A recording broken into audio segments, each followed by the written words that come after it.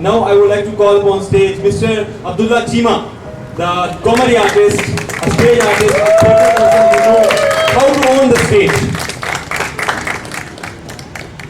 आज का जैसा माहौल है ना, बड़ा मज़ेदार सा और बड़ी एक छोटी सी और बड़ी ही खूबसूरत सी गैदरिंग है। तो इसमें लेकिन क्योंकि ओपन एयर है तो ये अच्छा हुआ कि मैं जो हूँ ना वो पहले से ही श्रिंक हूँ। तो मैं अक्सर लोग मुझे पूछते हैं कि भाई जान थोड़ा कद क्यों छोटा रह गया। मैं कहना कद नहीं छोटा है, मैं कट्ठा कुट्ठा होया थोड़े धुप्पा लग लेंगे तो उसमें मेरी पूरी के चेक करना। तो खैर इस तरह है कि आज की बड़ी मज़ेदार सी शाम है और क्योंकि सारे ही जो हैं हमारे पास यहाँ पे फनकार लोग बैठे हैं, आर्टिस्ट लोग हैं, तो ये आर्टिस्टों की एक छोटी सी जो महफिल होती है ये बड़ी मज़ेदार सी महफिल होती है क्योंकि यहाँ पे सारे फनकार बैठे होते हैं और वो समझ सकते हैं, फील समझ सकते हैं। और मैं अली बख्श से भी कह रहा था, मैं कहा अली बख्श इन्होंने चाहिए थे साढ़े को गेट ही रख देते क्योंकि साढ़ा जो है ना क्योंकि हम फनकार हैं तो फनकारों को ठंड बहुत ज़्यादा लगती है क्योंकि फनकार का काम होता है ऑब्जर्वेशन करना। वो बहुत ज़्यादा ऑब्जर्व करता है और वो बहुत ज़्यादा सेंसिटिव भी होता है। तो सेंसिटिव बंदे को ठंड तो भी लगती है। तो ख़वातीन को क्योंकि ठंड नहीं लगती है आमतौर पे पाया जाता है। मैं अभी कह रहा था तो अभी डिस्कस कर रहे थे, वो एक थी यहाँ पे बड़ी वो लड़की, क्या नाम था सॉरी आपका? अस्मा। इन्होंने हम यही सोच रहे थे कि यार इनको ठंड नहीं लग रही होगी। तो मुझे एक वाक़या याद आ गया। हमारी एक दोस्त थी फरा, ठीक है, उसको हम बाजी फरा कहा करते थे यूनिवर्सिटी में। तो एक दफ़ा एक इवेंट पे थे तो मैंने बाजी फरा ने जनाब स्लीवलेस पहनी हुई है और बड़ी ठंड थी, इससे ज़्यादा ठंड थी। तो मैं कहा बाजी फरा ठंड नहीं लग रही? कहती है पहले लग रही थी थोड़ी थोड़ी ठंड, लेकिन ये ना एक बंदे ने भी तारीफ़ की है तो अब नहीं लग रही। तो मैं क्या थोड़ी को होर मैं करा कहती नहीं है, मैं थोड़ी देर ठहर जाए मैं ठंड लग लेंगे फिर। तो मैं ये कहना था लड़कियों को क्यों नहीं ठंड लगती है, क्योंकि अगर उनकी थोड़ी सी तारीफ़ हो जाए तो फिर उनको ठंड लगने की ज़रूरत नहीं होती। तो बात कर रहे थे क्योंकि फैशन का एक शो है तो फैशन पे थोड़ी सी बात करते हैं। तो आम तौर पे फैशन की अगर डेफिनेशन मैं करूं तो everything that suits on you is a fashion. Exactly, जो चीज़ आप पे अच्छी लगती है वो फैशन है। लेकिन पाकिस्तान में ख़ास तौर पे जो चीज़ बिल्कुल अनोखी है ना वो फैशन है। आम तौर पे कहा जाता है और तो भी फैशन कर गया, जिसने बिल्कुल उल्टा पहना होता है ना कुछ जो बिल्कुल अलग नज़र आ रहा है इन्हें की फैशन कीता है, उसका नाम फैशन होता है। तो फैशन पे अगर बात करें तो ख़ास तौर पे बॉयज़ भी फैशन करते हैं, बॉयज़ के बड़े फैशन होते हैं, लेकिन गर्ल्स जो है वो फैशन में नुमायाँ है। गर्ल्स का फैशन होना भी चाहिए, लाजमी है। और ये नहीं देखती कि ठंड है गर्मी है, इनको तो फैशन चाहिए और लाजमी होना चाहिए फैशन। लड़कियाँ अगर खूबसूरत नहीं लगेंगी तो फिर कौन लगेगा? मैं तो लगने से रहा। तो खूबसूरत भी किसी को लगना चाहिए। तो फैशन की बात करें तो लड़कियों का एक ना फैशन बड़ा एक आम सा हुआ है कि वो यहाँ से थोड़ा सा जो है ना वो कट होता है बाजू पे। तो वो क्या है कि मैं एक वाक़या याद आ गया, मेट्रो पे थे एक दफ़ा। तो मैं मेट्रो पे गया तो एक लड़की, हर बंदा जो है ना बड़ा एक दूसरे के साथ वो कच्चा कच भरे हुए और ये वो। अब मेरे साथ एक बंदा बैठा हुआ था तो हम इतने कुछ ज़्यादा क्लोज थे कि पहले वो सांस लेता था फिर मैं लेता था।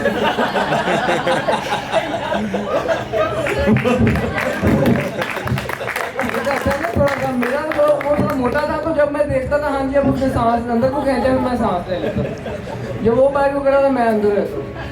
तो अब क्या हुआ कि अब बैठे हुए थे तो एक लड़की जिसने यहाँ से उसका कट था तो मैंने ऐसे करके, मेरी दाढ़ी अभी है पहले नहीं थी, तो मैंने ऐसे करके अपनी चीन वहाँ पे रखी। तो कहती ये क्या कर रहे हो? मैं कहा भाई जी तो खाली जगह लबनी होती है ऐसा जगह अपना ये थोड़ी सी खाली जगह मिली तो हमने रख लिया। तो ये एक जो है फैशन है, सूट करता है लड़कियों पे, सब पे सूट करता है। और बाकी अगर फैशन की बात करें तो लड़कियों का फैशन में मेकअप पे थोड़ा सा डिस्कशन कर लेते हैं। लड़कियाँ बुरा तो नहीं बनाएंगी, किसी तरह छोटा सा मजाक है। तो मेकअप जो है वो लड़कियां करती हैं और मैं अक्सर कहा करता हूँ कि लड़कियों की कीमत का कोई नहीं अंदाज़ा कर सकता कि बहुत जो है ना दे आर वेरी वर्दी, गर्ल्स आर वेरी वर्दी। क्यों? अगर आप सिर्फ मेकअप की ही बात करें तो मैं अक्सर लोगों को कहता हूँ कि यार ख़वातीन को कभी भी रुलाना नहीं चाहिए, ये लड़कियाँ बड़ी हसास होती हैं, इनको रुलाना नहीं चाहिए, क्योंकि लड़की का एक आंसू जो है ना वो बहुत महंगा होता है। अगर आप मेकअप की बात करें तो अभी आंसू जो है वो आंखों में होता है, तो मेरा ख्याल है कि 500-1000 रुपये का वो जो है आईलाइनर क्या काजल काजल साथ साथ बताते रहिएगा, मुझे इतना पता नहीं है। हाँ जी। वो क्या जी मस्कारा कर ले पहले या काजल कर ले? कितने का है? तो क्या उसकी प्राइस रखनी चाहिए? और ये तो तुमने आंटी वाला रेट बता दिया है, लड़कियों वाला रेट पूछ रहा हूँ। आप 39 वाला यूज करती हैं? या बुला लेना, स्टेज पे बुला लें एक फीमेल। हाँ, मैं एक फीमेल कोई भी आ जाए स्टेज पे। जबरदस्त आवाज है, आ जाए जबरदस्त। कोई भी आ जाए। ये नहीं सर। अभी साथ साथ ये मुझे गाइड करेंगे और अभी हम जो है ना लड़कियों का एक आंसू जो है उसकी कीमत का अंदाजा लगाएंगे कि कितना महंगा होता है एक आंसू जी। तो पहले सबसे अभी आंसू आंखों में है तो क्या गया जी? काजल। काजल कितने का है? अगर मॉल से लेंगे तो महंगा होगा, 13-15 लगा लें, और अगर आप फट्टे से लेंगे तो 200-300 में चल जाएगा। तो अगर ऑनलाइन मंगवाए तो फिर काजल नहीं आएगा, कुछ और ही आएगा। वेरी नाइस, ये भी एक अच्छा जोक हो गया, इस पर भी क्लैपिंग करनी चाहिए। तो आंखों में जो आंसू है वो गया 1300 रुपये का काजल गया, और वही आंसू अगर नीचे आ जाए ये चीक्स पे आ जाए तो चीक्स पे क्या आता है? फाउंडेशन और ब्लश। फाउंडेशन और ब्लशन गए, कितने हो गए? तकरीबन मेरा ख्याल है 2-3 हज़ार रुपये का खर्चा गया है यहाँ पे। 3 तक का 3000 रुपया काजल डाल के, काजल निकाल के, काजल निकाल के 3000 का वो और 1300 का काजल, तो अगर टोटल मिला के हम कर लें तो ये मेरा ख्याल है कि 5-6 हज़ार का तो एक थोड़ा थोड़ा जो है वो आंसू बन जाता है। क्या करना है? खाना रोटी बन जाएगी। रोटी बन जाएगी। समझ नहीं आई तुम्हारी बात कि तुम ना ही मुझे जो है ना वो अच्छी भाई मैं बात कर रहा हूँ, वो पीछे से बोल पड़ता है। फवाद के बारे में आपको मजे की बात बताता हूँ। फवाद जो है ना अभी तो ये माशाल्लाह काफ़ी ग्रूम कर गया है। जब हम फर्स्ट सेमेस्टर में थे, मेरा क्लास फेलो था ये, तो फर्स्ट सेमेस्टर में थे तो ये हमारा एक जो बैग था वो ऐसा जिसे कहते हैं ना कि नैश बैग था। और हमारा खासतौर पे जो ग्रुप था फवाद, हम जितने भी दोस्त थे ग्रुप में, अभी तक किसी को मेरा ख्याल है डिग्री अभी रिसेंटली कंप्लीट हुई है 6 सालों में। तो फवाद जो था वो माशाल्लाह बड़ा ही क्यूट हुआ करता था, चिट्टा शाह रंग था इसका।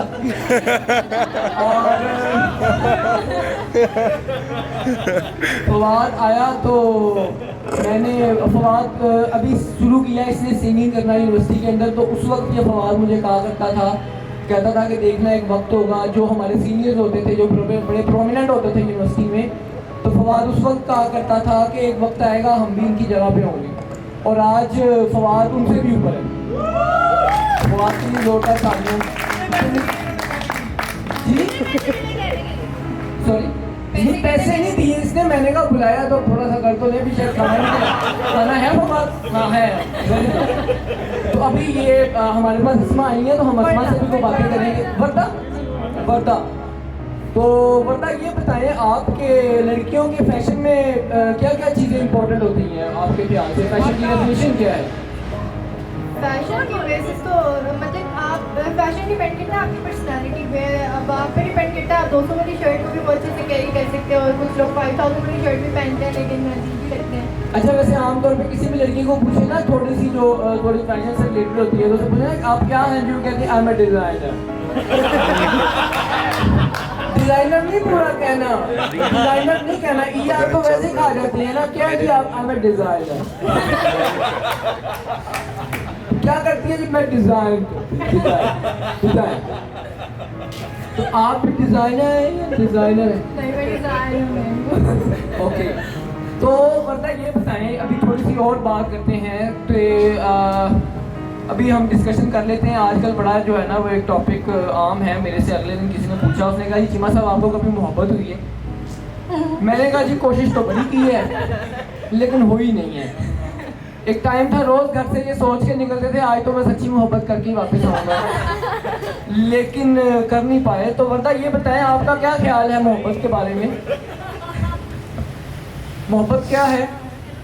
मुझसे क्यों पूछ रहे हैं? मुझे तो दिन में नींद होती है।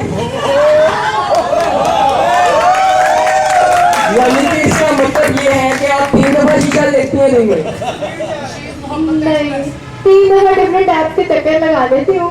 सही, और मोहब्बत हो जाती है। बिल्कुल। और वो खत्म कब होती है? जब अगला दिन आता है और अगले ऐप पे कोई नया लड़का नजर आ जाता है तो भी खत्म हो जाती है। यानी कि आपको स्टेज पे बुलाने का तो फायदा ही नहीं है, आपने तो बोला था कि छोड़ दो मुझे यार। चलिए कोई बात नहीं, वेरी वेल डन बेटा, थैंक यू। Thank you। तो बाकी ये है कि जाते जाते यार मैं आप सब लोगों से दोबारा कहना चाहूँगा कि आप लोगों ने जैसे बताया है कि आप लोग थिएटर में अभी न्यू हैं सारे, तो मैंने भी थिएटर को थोड़ा सा पढ़ा है और थिएटर में काम भी किया है। तो थिएटर में ये होता है कि जब आप स्टेज पे आते हैं ना, तो फर्स्ट रूल स्टेज पे आने का ये है कि अपनी सेल्फ रिस्पेक्ट को अपने बारे रख के आना होता है।